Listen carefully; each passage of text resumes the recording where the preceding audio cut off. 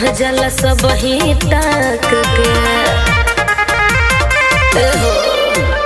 नखरा हमार 10 लाख के, रह जाला सब ही ताक के। बिना मनवा के पूछे सब हाल हो, हाल हो।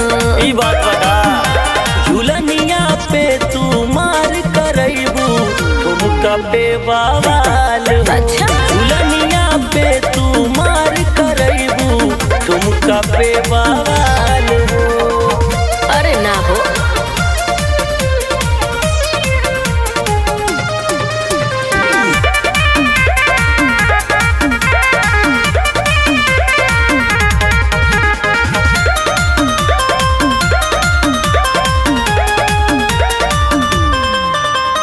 हुस्न के हमारा बोली लागे प्यार के बाजार में, लाखों दीवाना रहेला हो हमारा इंतजार में। बुझला?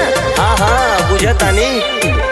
लाखों लोग के छोड़ा ये रानी, सोचा हमारा बारे में। ढेर टाइम बर्बाद न करा, तू सोचे बिचारे में।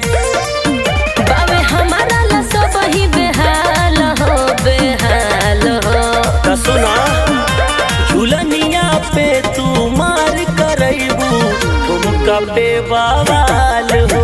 झूलनिया पे तू मार करैबू, ठुमका पे बवाल हो। पगलाइन का तोहके देख के तो केहू भी पागल हो जाए।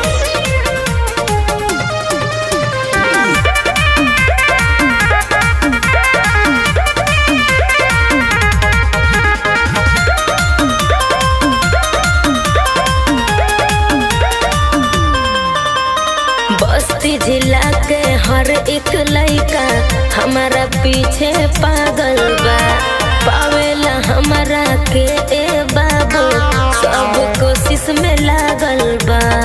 सुना तारा? सुनतानी हो, जिला जवार के बात न करा, राजन के अपना ला हो।